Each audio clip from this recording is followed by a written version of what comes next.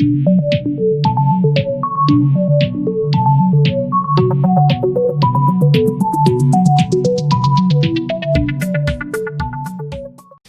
everyone, welcome back to A Kupel Books. This is Kupel as always. Today I wanted to discuss with you guys titles, because as you guys probably know, and I will link down below as well, we have already discussed book covers, what makes a good book cover, what makes a good book cover, my opinions on book covers, and so today we're going to do the same thing, but we're going to be doing titles, because as I think all book lovers know, it's not always just the cover that gets you interested in the book, but sometimes it's also the title. It's an opportunity, it's a first impression, and it's just as important as the cover to pique a buyer's interest. So that is what we're going to be doing today. I'm super excited for this. It's kind of fun. I have stacks and stacks of books right here for examples purposes.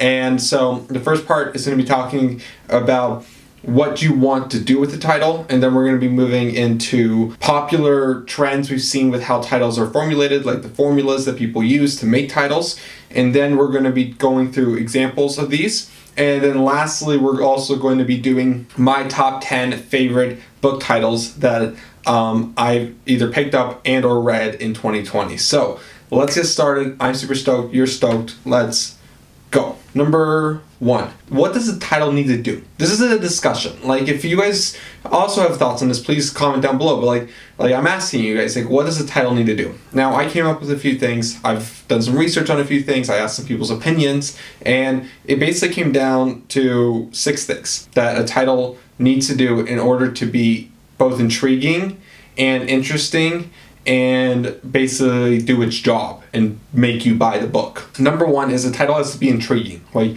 you have to be invited into the world. And that is something that's harder and harder to do because there's so many books coming out.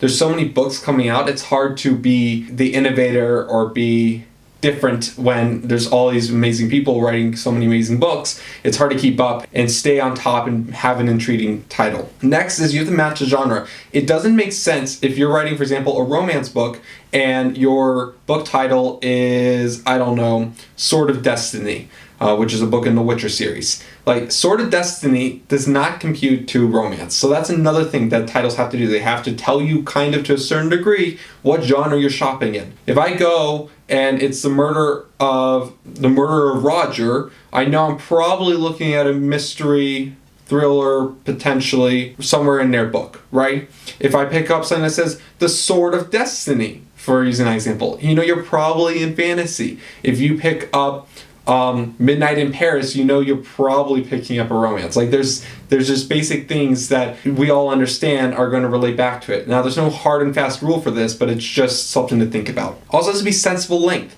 Remember, a title is supposed to be a title.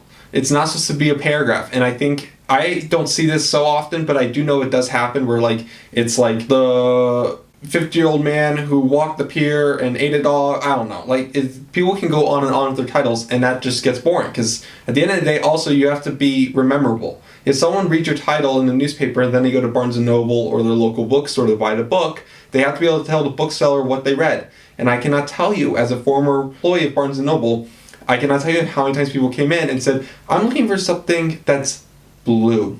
Either the book is blue or the title's blue. What is blue? Like, literally, we had an entire stack, an entire table that literally said something blue. And it was literally books with the title, with the word blue in the title. We had blue book covers. We had blue everything. Because so many people came in all the time and were like, I'm looking for something blue. It is crazy. It makes me crazy. And made probably also the customers crazy because they're just trying to find this book that they read about. So having a memorable title is essential to having a good book title. Do not use complex language. If the person can't pronounce the word on the title, they're less likely to remember it, and they're also less likely to pick it up. Of course, there are times where this can, go into favor and make a book intriguing, but I think most of the time, no. If you can't pronounce the book on the title, it's going to make you less inclined to pick it up. That's just a simple fact. I think it just comes down to basic human instinct. Like, if you go and you're shopping and you can't understand anything that this title's saying, why are you going to pick it up? Because you can't even begin to guess what this book is even about without even reading the back, I also think that there is, like, a certain point to be made about avoiding certain trends, such as like avoiding one-word titles. I think that's a really good idea. One-word titles can be really good, but they can also be really bad, and they can say a lot, but they can also say way too little. So it's a very dangerous game to play. And then the sixth thing that a lot of people told me and that I read about was avoiding references, because the problem with references is that people are probably not always going to get it. Like, we come from all over the world. Most of the people that I've subscribed to a couple books so far and I've been talking to are from all across the world. We're a very international community, the book lovers community, and not everyone's going to get references from everywhere. I cannot even tell you, I'm sitting with my friend in my grad school program and I make a joke and he doesn't get it because it's an American idiot joke, and he, being from the Middle East, does not understand what I'm saying to him. Like, references are a very dangerous game to play. They can play off really well and they can also play off really badly. So that is just something else to think about. And then also, you might be possibly offensive if you're using references. Like, you don't know how one thing in one culture means in another culture always. And so that's something to think about if you are trying to make up a title. So those are just some things that I've been told about titles that I think are very true. Now let's get into examples of some of the most common ways titles are formulated in mostly the fantasy genre, because I don't really have a lot of romance books, but we're primarily looking at fantasy over here. Okay, the first one we see is the of the thing, which is really annoying, and it's basically insert something of the something, and it's really annoying. So first example would be name of the wind. The second I have for you is return of the king. It's very standard, it's very basic. It doesn't mean that it's a bad title, just these are things we see a lot in the industry. The next one is the of, which is also very standard, which is, for example, I got two Brandon Sanderson books with me. We have the bands of morning, and then the shadows of self. Of course, this one says shadows of self, but you get what I'm saying. It's the of thing, and it's not a bad thing. It's just something we see a lot of, which I don't think is necessarily means it's bad. It doesn't mean it's overused. It's just something to notice. The next trend we see a lot is the naming a magical item or naming an item of some kind. This is also a pretty popular one, or naming a place, a location. So I got two examples for you. One is Trader's Blade. He's naming, the Trader's Blade by Sebastian de Castell.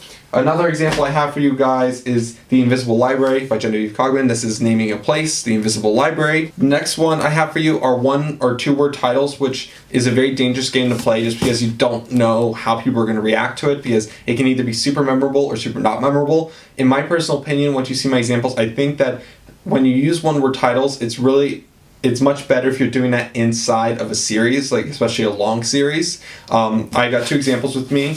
I have Changes by Jim Butcher, and I have Shattered by Kevin Hearn, and then for 2 words I have Small Favor by Jim Butcher. I think that these work to a certain degree though, especially because they're part of massive series. This is almost a 20 book series, so when it's a lot of 1 or 2 word titles, you have to remember it's like Dresden Files Changes, Dresden File Small Favor. So I think that part works, and with Kevin Hearn it's the Iron Druid Chronicles Shattered. So I do think it works a little bit better when you're talking about in series. The second to last one I'd like to talk to you guys about is character plus place thing, which is another thing we see is, for example, in the Harry Potter series. Harry Potter and the Sorcerer's Stone, Harry Potter and the Deathly Hallows. So this is another thing we see a lot, where it's the name of a character and then plus name or thing or place or whatever, you know what I'm saying? So another trend, and then the last one I have for you guys is the idea of naming a job or a title in the title. That's a title in the title. Ooh. So we have 2 books in the Robin Hobb series, Assassin's Apprentice, Assassin's Quest, and we see it in other books as well. But these are just 5 very commonly used trends that I've seen when authors are trying to come up with a title for them. And it's not that they're bad. They're obviously not bad since most people use them. That's why they work. They work so people use them.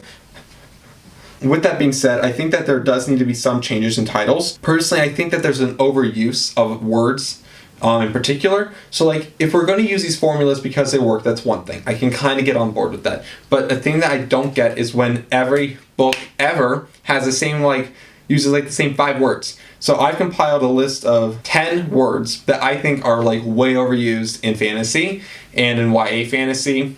And I just think that honestly authors just need to throw them out, because at a certain point, there can be only so many books with these words in their titles before it just is like becomes boring and it stops being intriguing. This is going back to what I was talking about. This is like not intriguing. I have a list of books here. It's not all the words I want to discuss, but it's some of them that I was able to quickly pick off my shelf. Number 1 word, Sword of Destiny. Sword. Why do we need to have sword in everything? It's not a necessity. Prince of Thorns. Prince or princess. At the rate we're going, we have more princes and princesses than there are kingdoms in the fantasy realm. I don't understand why there's so many prince and princesses in these titles. Children of Blood and Bone. Bone. I see bone in every other title, especially in YA. I don't know why everyone's obsessed with bone lately. I don't get why we are all, and I fall victim to it too. It's an interesting word, and I'm sure when it first came out it was very intriguing, but now everyone's using it, so it loses all that special factor to it. Throne of Glass by Sarah J. Maas. Why do we keep using throne? I've seen enough thrones at this point in my reading journey. Queen of Sorrow by Sarah Durst. Queen, another title that we see way too often. Kings of the Wild by Nicholas Eames. Well, I really do love actually this title, but this point stands: kings, queens, princesses, princes. It's enough. We're done, people. And then lastly, I have Shadow and Bone by Lee Verdugo. I already discussed Bone, but the same thing goes for Shadow. So many books with the word shadow in it, and it's not that it's a bad thing. Once again, this is not like a dig on these titles. It's just I'm pointing out some of the things I've noticed, some of the things I've seen, some of the trends I've seen. The 5 formulas that we see often when it comes to books being titled. So it's not that this is like a critique on all these books, it's just some trends I'm noticing in the fantasy genre. And it's an important discussion to have because book titles are half of the selling point of a book. If you don't know what you're going for and you're just wandering Barnes & Noble and you go down a shelf and you pick up a book that you know you want to buy and you turn around and you see an intriguing cover and or title, you might pick it up. Authors, publishers, everyone needs to be aware of this, and it helps out when us as fans can articulate what we're thinking and what we know about the industry and what we're seeing in the industry, because sometimes I don't think they all notice. I've chosen 10 books this year that have my favorite titles. That these are books I either picked up in 2020 or I read in 2020 or some kind of combination where they're now on my shelves. For about half of them I picked up because I loved them, and half of them I picked up because the title intrigued me. And that's really the meat and bones of it. So I'm just going to go through it. This is in no particular order, but I just kind of wanted to share with you guys what I think are interesting, good titles. And this is not because I am a know-it. I don't know anything. I know a few things, but this is kind of an open conversation. So be sure to comment down below, what are your favorite titles you've seen? What are some titles you're tired of seeing? What are some words? What are, of the 5 formulas I showed you, what are some of these formulas that you're kind of tired of seeing as well? So let's get started. The first book I want to show you guys is The Lies of Locke Lamora by Scott Lynch. This is actually a book I've DNF'd 3 times. I will finish it one day, and I will get through it all. I just don't vibe with Scott Lynch's writing style, but I really want to read it. So it's been on my shelf for a while now. Part of the reason I loved it was A, it was recommended, and B, I love the title, The Lies of Locke Lamora. It is wordplay. I enjoy it. It's fun. I think this is an excellent title. The next book I'd like to show you guys is The Library of the Unwritten by A.J. Hackwith. This title is one that follows a lot of the formulas I was showing you before, but there's just something about it. The Library of the Unwritten, it intrigues me. Also, I'm not going to lie to you guys, library is a like a light bulb word for me. I see library and a book cover in fantasy and I immediately piques my interest. But this is a title where I think it's intriguing. It uses common words, but it's using them in a way that invites you to wonder what's going on. What is this library? What is unwritten about this library? Very interesting. There's also, I think, a danger a lot of the times in book titles of being too ambiguous and being too vague where you don't really know at all what the title even references. And this is one of those titles. The Ninth Reign by Jen Williams. I have absolutely no clue what The Ninth Reign means. I saw this book on BookTube a few times and I wanted to pick it up because the title really intrigued me, The Ninth Reign. It's a very interesting title and I don't know at all what it means. And so it invited me to pick up the book and find out. So here is another great title I loved. The next book I want to show you guys is, I think, also kind of a commentary on when people change titles. For example, Harry Potter and the Sorcerer's Stone from Harry Potter and the Philosopher's Stone. That's a change you see between the UK and the US. This is another one. The 7 Deaths of Evelyn Hardcastle by Stuart Turton. This is also known as The 7.5 Deaths of Evelyn Hardcastle, and I picked this up originally because I saw an article titled "The 7.5 Deaths of Evelyn Hardcastle," and that half really got to me, and I was like, "What? I need to know. I need to know what this is about. I need to know what's interesting about it."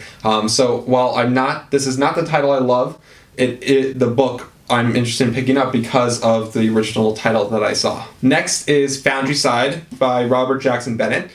This actually was kind of a two-sided thing. Once again, we're seeing a one-word title, but I think he does it beautifully. I've absolutely no clue what Foundryside means. It's interesting though. I've never heard of the word. I believe I've heard like foundry before, but I've never heard of like Foundryside, so it might be a made-up word. But it was intriguing. It was interesting. Never heard of it. I wanted to pick it up and figure out what's going on. Another book I super loved was Last Smile in Slender City by Luke Arnold. This was a debut novel. I did a review on it earlier on my channel. The Last Smile in Slender City, that is an intriguing title. And if you disagree, please comment down below why you disagree. What do you mean it's the last smile? Why is the last smile? You see, these titles, they invite questions and they want you to open up the book to figure out what is going on, right? The next book I have for you is The Supernatural Enhancements by Edgar Cantera. I read his Meddling Kids book, which is also, I think, a very good title. And it's a referencing title, which, as we discussed before, is something that usually should be avoided. But I think it worked for that book. And this is one where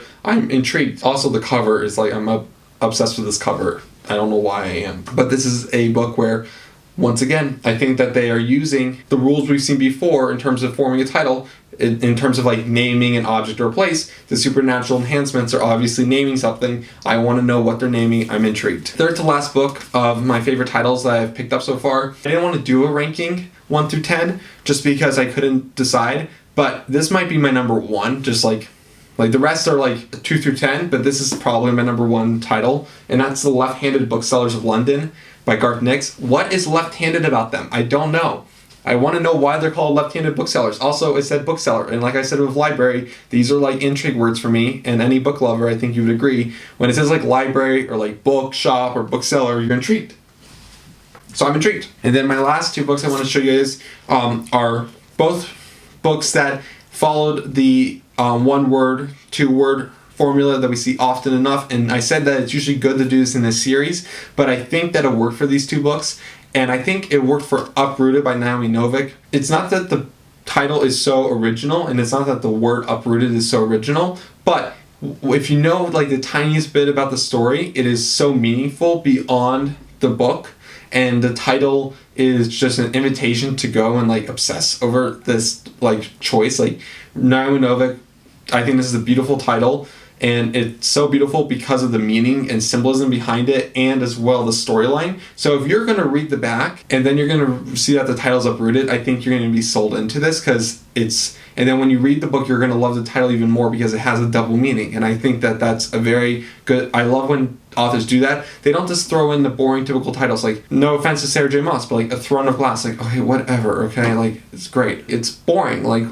There's no double meaning to it to a certain degree. Of course, I'm sure Sarah J. Maas fans would argue with me down below, which I'm welcoming you to, and say there is a double meaning to it, but there's such a significant double meaning, and how she chose so eloquently one word to sum up this book to a certain degree was genius. And the last book, which I think is probably the best title outside of The Left-Handed Booksellers of London, and that's going to be Never Die by Rob J. Hayes. I love this title. It's a 2-word title, but once again, I think that the author does a great job of intriguing the book buyer, because you see Never Die, you're what do you mean Never Die? And then in addition to that, once you read the book, it also has a double meaning to it to a certain degree. So these are just 10 book titles